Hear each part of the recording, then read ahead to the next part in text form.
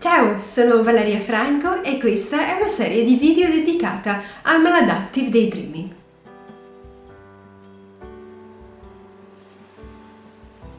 Nello scorso video vi ho spiegato che cos'è il Maladaptive Daydreaming, questo disturbo psicologico che porta le persone a fantasticare eccessivamente. Oggi vi parlerò del contrario, ovvero di cosa non è il Maladaptive Daydreaming, cosa che non è affatto scontata. Infatti in questi anni di osservazione, gestendo il gruppo Facebook, ho ricevuto le richieste più strane e mi sono resa conto che c'è molta confusione a riguardo. La cosa che mi ha colpito di più è che ho parlato chiaramente del Maladaptive Daydreaming in due interviste, quella nel canale Chantilly's e quella nel canale Hikikomori Italia.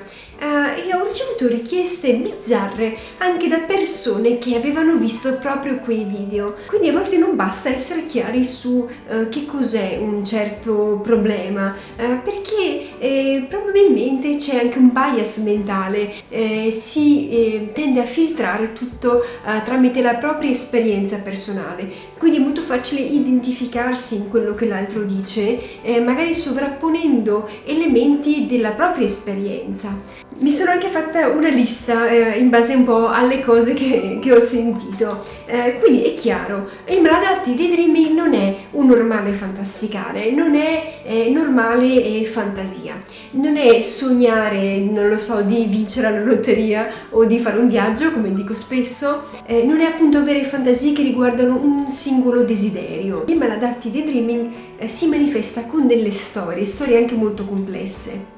Fantasticare su una relazione. Molti ragazzi giovani, magari delle scuole superiori, mi hanno scritto che loro fantasticavano magari molto su una persona, un ragazzo, una ragazza che avevano conosciuto e cercavano di immaginare come sarebbe andato un appuntamento. Ecco, questo diciamo che rientra nella vita normale. È normale fantasticare su una possibile relazione. Quindi se vi capita questo non me ne preoccuperei più di tanto. Probabilmente è soltanto un naturale desiderio di romanticismo. Questo vale anche se portiamo il discorso al passato, quindi rivivere nella propria mente magari un appuntamento, ripensare a come è andato, pensare a cosa si sarebbe potuto dire. Anche questo tendenzialmente è un atteggiamento normale e non preoccupante. Tutto quello che riguarda pianificare qualcosa, quindi se state fantasticando, nel senso che state pianificando qualcosa che effettivamente sta per succedere, che sia un evento, un viaggio, incontrare qualcuno, tendenzialmente è una cosa abbastanza pratica e diversa dal Maladaptive Daydreaming. C'è chi è più o meno propenso a questo aspetto, magari una persona più ansiosa può andare a pianificare tutti i dettagli di qualcosa. Addirittura una volta ho ricevuto una richiesta di una persona preoccupata di avere Maladaptive Daydreaming perché aveva pianificato tutta la sua vita fino alla morte. Ecco, da solo questo non è Maladaptive Daydreaming, non è questo almeno un sintomo.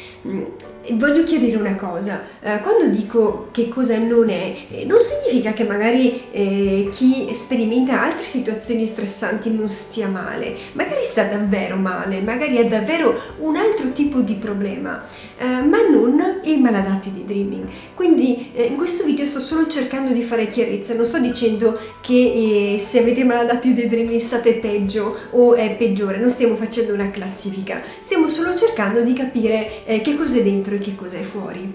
Ecco, rimuginare, pensare troppo, vivere molto nella testa può essere effettivamente un disagio che la persona vive. Tuttavia, anche in questo caso è qualcosa di diverso dalla fantasia compulsiva di cui stiamo parlando. Il rimuginio, l'avere continui pensieri, quello che in inglese si chiama ruminating, quindi continuare a masticare gli stessi pensieri, è un'attività che viene anche trattata tramite la psicoterapia. Può essere nociva, può interferire con la funzionalità dell'individuo, però non ha a che fare con la costruzione di una storia, di una trama. Cos'altro non è il Maladaptive Daydreaming?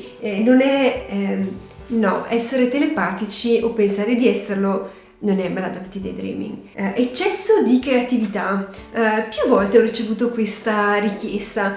Sono uno scrittore, sono un pittore, vivo molto nella mia fantasia, sono totalmente dipendente dalla mia fantasia. Anche in questo caso è diverso perché è una fantasia creativa che ha dei risvolti addirittura molto positivi, direi in questo caso, perché nel momento in cui la fantasia viene utilizzata per creare arte o creatività, a questo punto non è maladattiva. Allo stesso modo, qualunque tipo di vivacità mentale che non comprenda questo cinema interiore non è maladaptive daydreaming. Mi capita di saltare continuamente da un pensiero all'altro, di progettare la costruzione di un razzo e poi riflettere su perché le finestre sono fatte in quella forma. Mancanza di concentrazione. Non riesco a leggere o a studiare perché la mia mente va di qua e di là, non riesco proprio a concentrarmi.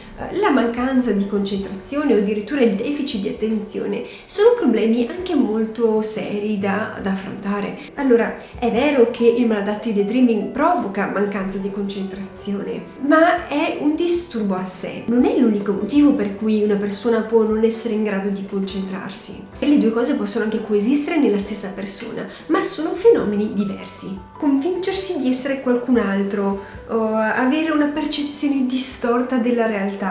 Il maladaptive daydreamer è sempre consapevole che la storia che sta creando nella sua mente è finzione, non è perdere la percezione di sé o avere esperienze extracorporee. Attenzione anche a sintomi fisici, magari ci sono delle manifestazioni, ne parlavamo l'altra volta, come appunto correre, camminare, fare saltelli, quindi un movimento ripetitivo. Magari a volte si avverte un senso quasi di vertigine nell'uscire dal mondo della fantasia e rientrare in quello reale, ma non c'è un vero e proprio sintomo fisico, non c'è una manifestazione fisica. Lo dico perché una volta una persona mi ha parlato di una sensazione come di scossa elettrica che gli attraversava il corpo. Ecco, questo non rientra nella casistica del maladaptive daydreaming. Se sperimentate sintomi di questo tipo, dovete consultare il vostro medico. Il maladaptive daydreaming non è isolamento sociale, spesso comporta il fatto di isolarsi dalle altre persone, ma ricordate che può avvenire benissimo anche mentre una persona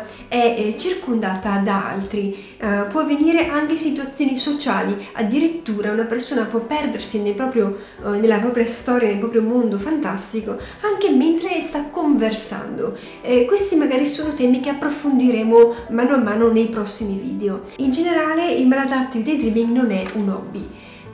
Ho sentito molte persone descriverlo in questo modo. È una specie di passatempo, di hobby. Quando mi annoio mi capita. In questo caso, se appunto non provoca un impatto negativo nella vostra vita, non dovete preoccuparvi che sia maladaptive daydreaming, proprio perché la definizione stessa sta nel fatto che sia una fantasia che interferisce con la vostra vita. Ciò non significa che in questo caso magari la persona non sia predisposta e non possa magari diventarlo in un momento magari più difficile della propria vita. L'importante è divulgare e diffondere la conoscenza del fenomeno. Ecco, mi sembra di aver chiarito molti punti. Chiaramente se avete domande sono molto felice di rispondervi e lasciatemele pure scritte nei commenti del video. Vi ricordo che adesso esiste l'associazione APS Maladaptive Daydreaming Italia, potete iscrivervi attraverso il sito internet per potervi confrontare con altri che hanno questo tipo di problema. Vi lascio con il mio augurio: sbarazzatevi dei sogni, vivete!